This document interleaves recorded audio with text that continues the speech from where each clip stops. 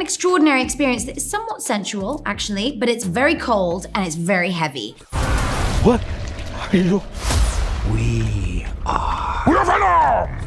Tom, you have story credits on the second and third Venom films, and Kelly, you've worked on the scripts of all three. What's most important to keep in mind when writing for the character of Venom? I don't know, Kelly, what is? What would you say as somebody who helps?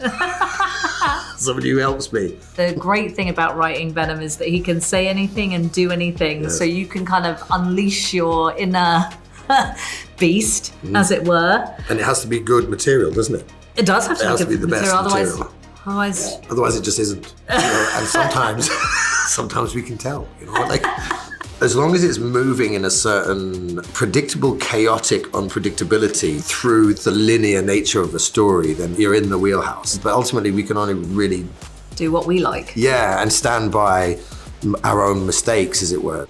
Tom Hardy, he produces the Venom films. He works on the scripts with Kelly Marcel. He seems to know this character the best of anyone. How do you see him communicate that passion when you're behind the scenes? I mean, I would go as far as to say I don't know who else could be Venom and Eddie. He has lived with them and cares about them both so deeply, and they are so intertwined as the combo within him that they feel like an emotional presence, they feel like a comical presence, they feel like an extension of his personalities of being a kind of, you know, a darker voice and a lighter voice within the one human. And I think there's something that just have been really, really precious to him as a person through his career.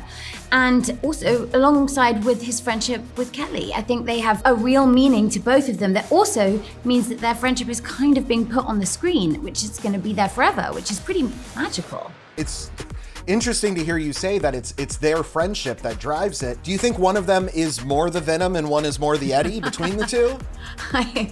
I'm not sure. That's a good question. I feel like they probably both have both. Yes. Do you know what I mean? That they kind of split duties on that. Yeah. You know, but I think that the one thing about Venom and Eddie is that they support and push each other. Yes. You know. And I guess compliment that's, in a weird way. Yeah, I think that's right. And I think that that's probably what they do as well, you know, in a much less kind of violent way. Yes. But they sort of support and push each other. We are Venom. Have you thought about what it feels like to actually be surrounded in the symbiote's goo? Like, is it warm? Is it wet? Is it sticky? Is it like peanut butter, molasses? Well, I'd never even thought about it, you know. I've never actually thought about it. I'm too busy working, mate. trying to keep the gun in the fight, though. I never imagined what it might be to actually be in. Isn't that funny? Nobody is perfect. A long warm hug, like a gooey, warm, sticky hug, like what you did to my hand with that stuff yesterday. Yeah, a little bit. I don't know. I don't know.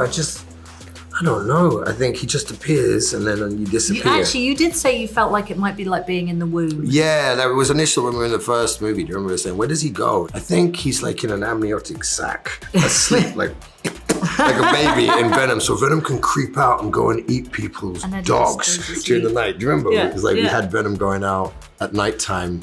Taking Eddie without Eddie knowing, because Eddie was asleep. Yeah, and eating people. And then Eddie waking up, reading newspapers, going, look what happened. Yes. I know nothing. Do you understand what I'm talking about?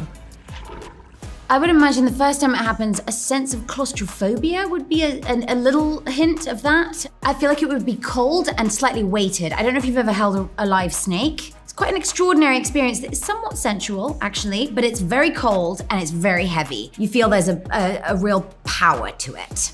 And they are in control of the speed in which they are going to wrap around your arm, and it feels like I imagine a symbiote would have that same kind of, they control the pace. It's so interesting. I've never thought about it like that you're enwrapped in something else. You know, I've always thought that you also become sort of morphed as well. You know, like it's more of a conjoining of energies as opposed to one enveloping the other. But that was just me. I've never thought of it. But that's your experience with it then. That's how it always you would be struck. symbioted. Yeah, exactly. Mm-hmm.